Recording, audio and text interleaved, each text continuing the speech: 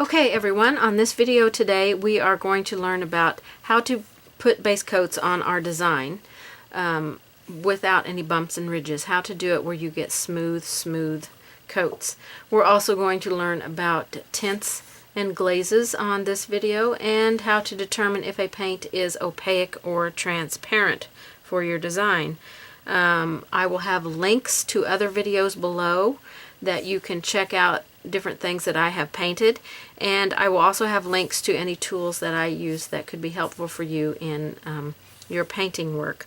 So let me know what you think. Give me a thumbs up if you like it. Subscribe. I would appreciate any subscriptions that I can get to my YouTube channel because I appreciate every one of you. So let's get started.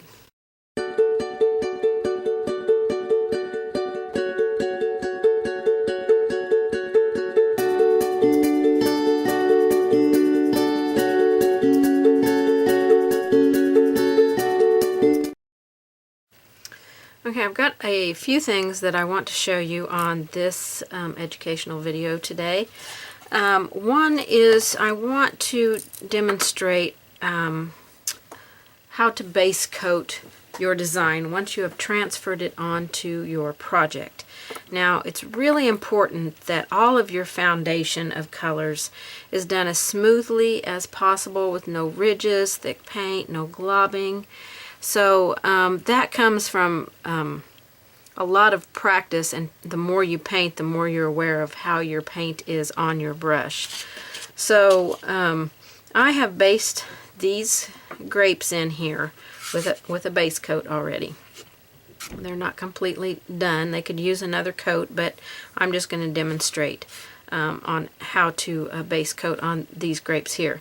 Now, I'm just mixing some paint to create a light green so we can make these green grapes. Now, the problem that I see a lot of students have is that they just go in and they just load their brush up as full as they can load it. I mean, they have got the paint just really thick in there. And then they go in here and they've got so much paint, they don't know where to go with it or what to do with it. And then they see how it's all built up there on that edge. It's really thick right there. And so they don't really know what to do. They've got so much paint here that it is impossible to keep your design within the lines, for one thing, and if you give your brush too much pressure, it's going to lay down just a globby thick paint there. So what you need to do, let me get this out so I can lift it up for me to see the lines a little bit better. What you need to do, first I'm going to wash this brush out, swish it around in some water and get it cleaned out. Okay, so I've got a damp brush. I'm going to go over here to my paint, and I am going to just pull out some of that paint with my brush, load both sides of my brush with a nice easy coat of paint there. I always touch my paper towel in case I got a little glob on the tip of it, and then I'm going to come in here. First I'm going to lay some paint down in the center just to remove any excess that's on the tip. I've got kind of a wild hair on this brush. So then I'm just going to move out to my edge and give soft pressure to my brush and follow my pattern line, and then just gently fill that in. Instead of having all this thick paint that we've got here, that is just going to make our design, our project, look terrible. Now, if you do accidentally get thick paint on there on the edge from pushing too hard on your brush or having too much paint, as long as it wasn't as thick as what I had in the center there, you can take your finger and very lightly brush across that edge into your design, and it will remove the buildup that is on that edge. Now, you have to do that when the paint is wet in order to get that off of there. So then you would just come back with your second coat on here, and again it's got some water in the paint, a little bit of water to give that a nice smooth finish. You shouldn't ever have to give really hard pressure, especially when you're doing smaller things. You should just be able to go in there. The second coat is always easier than the first, because the first coat you have to get all the way up to your edges, and you've got to make sure your edges are just right. So you're definitely going to require a little bit more effort, technique, and concentration on the first coat that you put on. But when you come back and put on a second coat, I'm going to do the purple ones real quick, you can just pull out some paint over here. I've got way too much water in my brush, so I'm just laying it on my paper towel and getting all the excess water out. I removed quite of that paint too, so I'm going to go back over here and load. So I've got a nice sheer little load of paint there, not super sheer, but sheer enough. So then we can just come in here. We don't have to be as careful because we don't have to go all the way to the edges. We know we got our edges good, and we're going to be laying on a lot more color on here. So we can just go in. This is the second coat for me, is basically just going in, skimming across the paint that you put on the first time and filling in any gaps. So like these three right here, let me see if I can zoom in where you can see that. Have some white spots where we can see the background. So my goal is to just apply a thin coat of paint over that to cover all those little gaps that didn't get filled the first time. And depending on what kind of surface you're painting on will really determine how much paint you take it takes the first time. So that's why it's extremely important to use your multi-purpose sealer when you are prepping your surface. Okay, so those were some small areas that we can base coat. Now up here, this is going to be an apple. So all I've done is taken my template and drawn a circle. Okay? So from there I can create my apple depending on what I want my apple to look like. I might want it to have a dip down here at the bottom. I might want it to have a little bit of a dip here at the top. Maybe come out. Your circle is just a guide for your drawing. So then I can go in and remove these lines.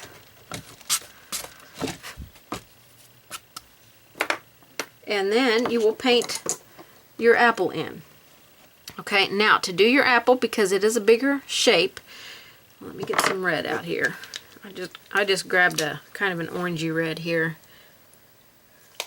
So what we're going to do with it, we're dampening our brush, so we've got a little bit of water in our brush, so we're going to pull out some paint here. I'm going to get a little bit more water in my brush, so I'm just dipping into my water, the corner. Normally I have palette paper, but on this demo I'm using a plate, so I'm going to dip the corner of my brush in there and get a little bit of water and mix it in with my paint. I don't want to mix it in so that it is completely sheer, but I want to mix it in. So you see how I pulled that out and it's a nice sheer paint. Now, let me just demonstrate if I don't add the water in there and I go to pull out my paint. See how thick that remains? We don't want it to remain that thick for our base coating. So we want to have this more sheer paint over here. So let me reload my brush here. Got a little bit too much water in it when I rinsed it out. So it's thinning my paint too much. So see this compared to that? That's where you want to go. So when we start on a bigger area, or let's say you are base coating a surface that's like this, but you're doing it with a brush instead of a sponge, you're going to start in the center and work your way out. So the same here. I'm going to lay my paint down in the center, and then I'm just going to start bringing that out to my outer edges. Pick up a little bit more paint, a little bit more water, and I'm just going to work that out and work my brush up to that edge, and then I can follow it very easily. I don't have to push real hard because I've got my paint the right consistency. The harder that you push, the more it spreads out. So let's say I go over here and I start pushing way too hard. Okay, I've pushed too hard on my brush and it's pushed the paint out. So two things you can do there. This is paper, so it won't, cardboard, so it won't come off. You can take a damp brush and you can quickly remove the paint from outside of that line. And I just continue to wipe the paint off and go pick up clean water and come back and remove the paint until it's gone. Now you can only do this while the paint is wet. Okay. Another way that you can remove the paint is with this tool. This is a tri eraser. I stick it in the water and dampen, get some water on the tip of it. And then it probably will ruin this cardboard here, but you just go up to the edge and you just kind of rub that off. Work the water into the paint very gently, very softly, and then take your paper towel and wipe that up. It's a very easy, simple little process there. So now we can just go right back up here and clean up our edges and paint our apple in. Get my pencil shavings out of there. A little bit more water in my paint, maybe a little bit more paint, not as much water. I'm always going to start out here in the center and then work my way up to the edge. And I don't have to give tremendous amounts of pressure to get that paint out there, because I've got the good consistency. Consistency is the key thing for base coating. So get your coats nice. Add that water to it. I know in all of my videos I generally try to say that. So that's how you want to get your base coats in. Now for like, I just always add water to my paint. There's just never a time when I don't add water to my paint. So this is some sunflower petals here. Can't really see my lines anymore. I've got a little bit of that red still in my brush. So we can just come in, and that's a little bit too much water in my brush, way too much water in my brush. And fill in these petals very easily. I normally, on smaller things, like to use a round brush, and on bigger things. And I try to paint each thing individually so that I can see where my lines, the separation of each thing, so that I don't have to come back and draw my lines in. Okay, so that's kind of some simple tips on base coating. So I'm going to go get this leaf base coated and the rest of this, because I'm going to show you how to do some glazes on this stuff. So I've purposely left these two base coats with just one to show you how choppy they are. So I'm going to get my brush and pull some paint out and load it up. And I'm just going to glaze over this. I need a little bit more paint in with my water here. I always apply it in the middle first, and then I'm just going to come in and just kind of, I don't have to be as careful as I was on the edge, because I'm not going all the way up to that edge again. I got that edge really good with my first coat. And so you see how with the second coat we're filling in all of those gaps in the paint that didn't get good coverage. So you can see down here I've got to paint a little bit thicker here than it is here. It's not really good coverage because my first coat, you know, it's thinned down a little bit. So I'll do the same thing here on this leaf. Put a little more paint out here. So I'll add a little bit of water to my paint, and you know, the water that's in my brush. I've still got some of that red in my brush. And then I'll just come in here. I'm starting in the middle and working out to the edge, still not being as careful as I was. I mean, I'm not going all the way to the very edge. going up to it, but I'm not having to define that shape with the second coat like I am with the first coat. So with the, I'm going to show you how to do some glazing here in a second. I do not remember if I showed you how to paint in a grape. So let me get some of my purple out here that I used. I left the house and have come back to this video to finish it, so I'm sorry I don't really remember what I showed you. So with the grapes, they're pretty easy to fill in. I use a round brush. You can use a filbert brush if you want. And then I just kind of outline the shape of the grape no matter where it's at. So say there's one here and there's one behind this one. So I'm just going to outline those shapes and then I'm just going to fill in with my first coat of paint. Trying to keep your shape as good as you can with your you know, base coating, but when we come back and do our shading and highlighting, if we've lost any shape, we can redo that simply by defining the shape more, you know, with your highlight or your shading. So with your highlight, let's say you brought this shading in too far here, so with your highlight you could just push it out there and correct that shape. It's very easy to do with grapes. I have a video on my YouTube channel where I do grapes, so I highly recommend that you go watch that because it shows in detail how I do each one of my grapes. I'm not doing the shading and highlighting on this video because I have a separate video that shows that.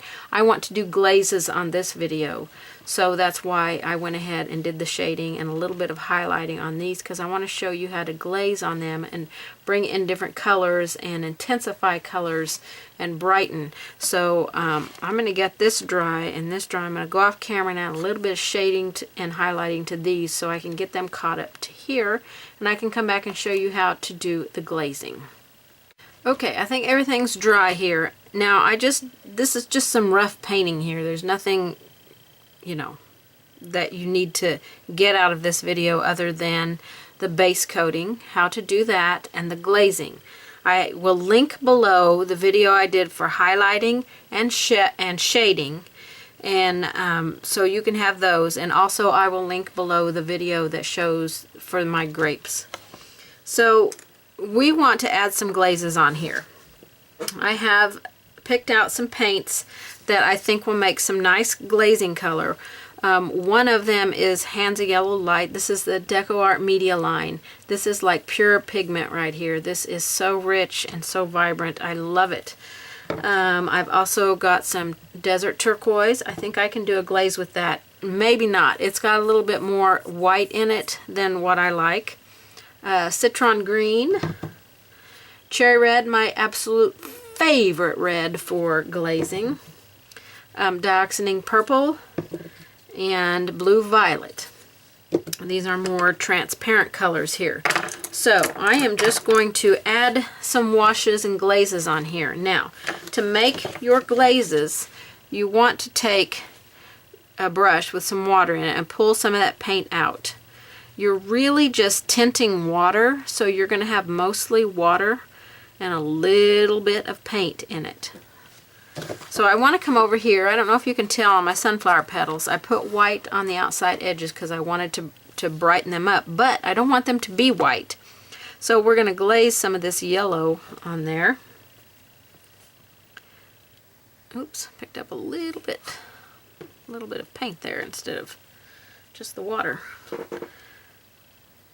So, and then this will fade down in there as well because this is mostly water. So all we did was just give a little tint to the water so we could brighten up our colors.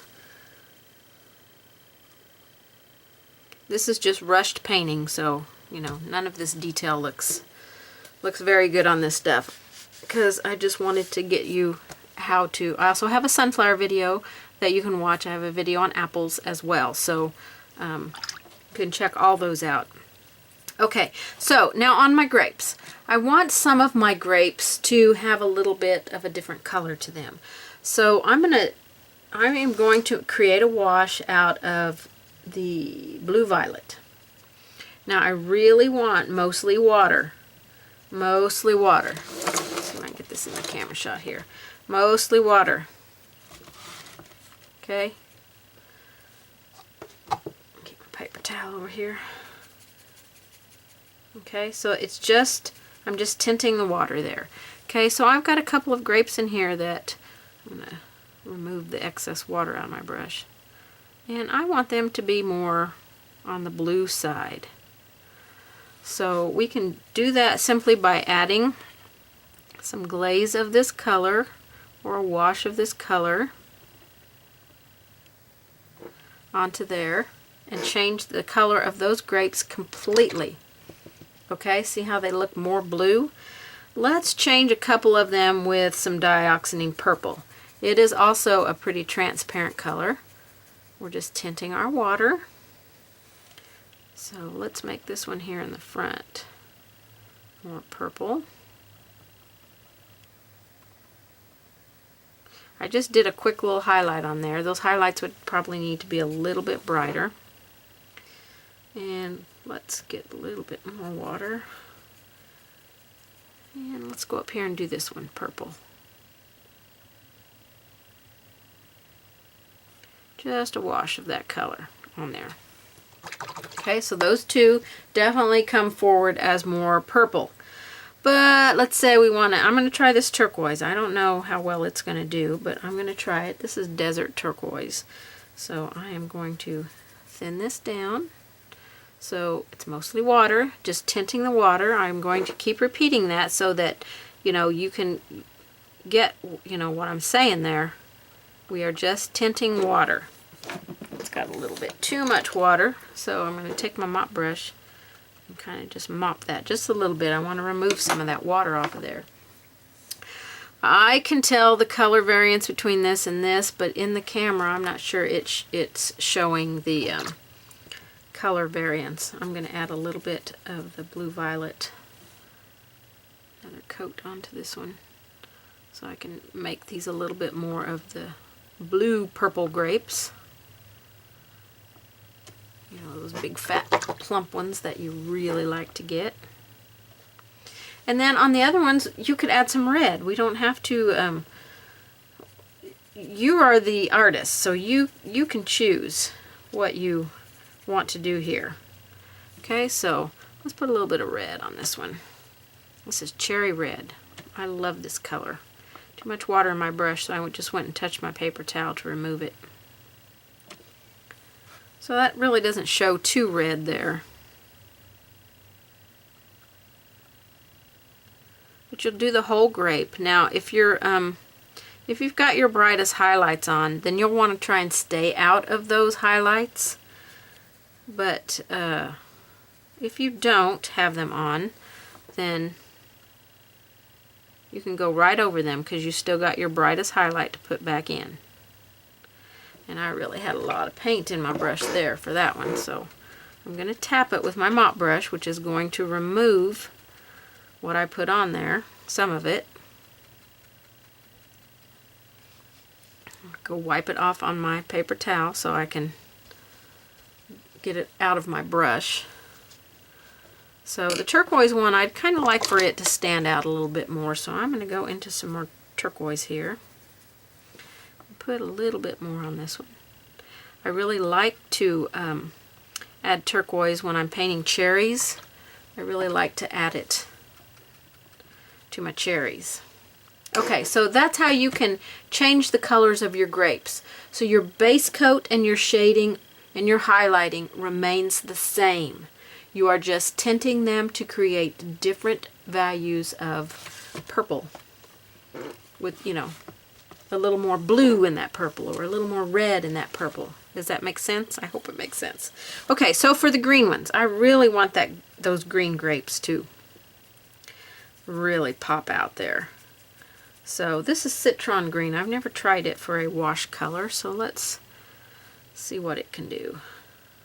It might need just a touch more paint I don't think it's going to give me the bright green that I really want there. So let's try some sour apple.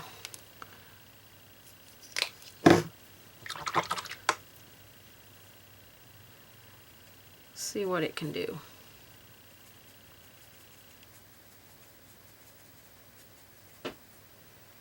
I'm not sure it's going to give me the color I want either. It's too, to me it's got too much white in it. So I think I'll take my citron green, maybe a little bit of this yellow, and mix them together and make a little wash of those two. And brighten up my green grapes a little bit.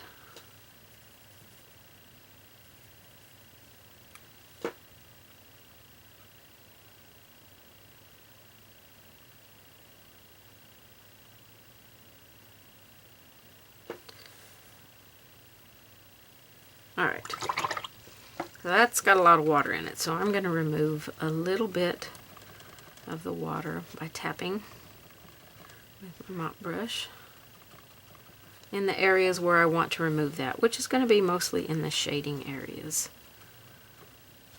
Okay, so I think that brightened the green ones up a little bit, and then when we come back and add a highlight on them, it will show up more. Getting cluttered here. Okay, so for the apple, the glazing on the apple is cherry red. Like I told you, my favorite color to glaze red things is with cherry red. So I'm really going to grab me quite a bit of this red on here. I want it thin, so I'm going to move some over here where I can work a little bigger area. So I'm just working a little bit bigger area over here. It's got a little more water than what that had down there, so I can really get it sheer. And I'm going to glaze over my apple. The whole thing. Try not to go out of lines, especially with red, because red is a little bit harder to clean up. And then once I can glaze over this as many times as I want. And once I get it, but you have to make sure that your glazes are sheer. Once I get it the color of red that I want it to be, then I will come back in with my brightest highlights and add those in there. So doesn't that just make the apple look so juicy now? Good stuff. Good stuff. Okay, I want to show you some glazing on the leaf as well. Alright, so for the leaf, let's go into this green or this yellow, either one. Get some of the wash of that and just put it over your leaf. And let it brighten that leaf right up.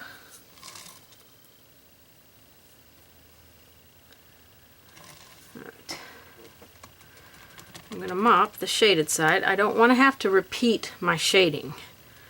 I do want to come in and put my brightest highlights on, but I don't want to have to repeat any of my shading. So that's got your washes on there. And like I said, you can come back and apply them as many times as you want. You can put some red on your leaf, you know, if you want some red on there. Some orange. I've got some Tangelo orange. It makes a nice little, not quite as, it's still got probably a little bit too much white in it than what I like. So I would stick with the red. Then you can come back in with your highlight. So with my purple, I did white with a little bit of the base color. And stuck my hand in my leaf. Just kind of dabbed it on. Like I said, this is not a highlighting video. This is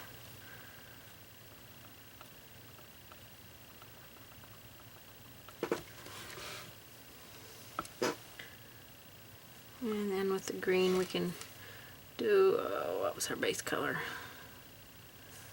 White with a little bit of our green. And then you can always come back in and do a little bit of white on the very top. So that's how we do our simple base coating and washes of color. Now I want to go up here. I created a black line here, and I want to show you how you can determine if a paint is transparent or opaque. So just get yourself a piece of paper and paint a black line on it. Then you just go into some of your paints. You load your brush up. You can probably tell by a lot of them, the more white that's in them, the more opaque they're going to be, and you paint across your black line with that color. Okay, so I can't see my black line there. So that is an opaque color. So a transparent color,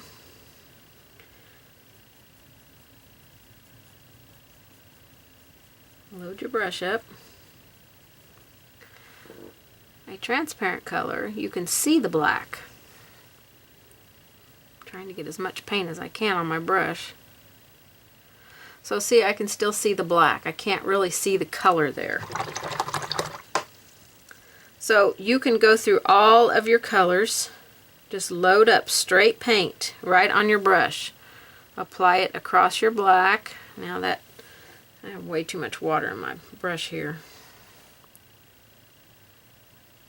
This is a pretty opaque color. It would have covered up that black if I hadn't had so much water in my brush. Okay, so this is the easiest way to determine if a color is transparent or opaque. Transparent colors are wonderful for glazing and creating washes over your design after you have finished painting them. So I'm going to do some of this citron green. See, it's pretty transparent. Okay. Let me do my cherry red here. I'm going to load up with just straight paint. Hopefully I got enough water out of my brush. And see, it's pretty transparent. You can definitely see that black through there. So this is the easiest way that I can teach you how to determine if a color is transparent or opaque. The more white that it has in it, that's an opaque color. Too much water in my brush. I'm not getting enough water out of my brush before I go to paint, so. Alright, cranberry wine, I'm going to load up with it. It's one of the colors I used on the apple. It's pretty transparent. Okay, a lot of your reds will be. Let me do the red that was the base coat for the apple, which I normally use like a country red, but this red is autumn red. Let me put a little bit more out here. So this is, you know, if you've got paint left on your palette sometime and you're wanting to learn a little bit more about your paints, then paint yourself a black line and then paint your colors over it. That one's pretty opaque. But really, the more white that is in the paint, and after, you know, you spend a lot of time painting, you can tell by looking at a bottle of paint which one is opaque and which one is not.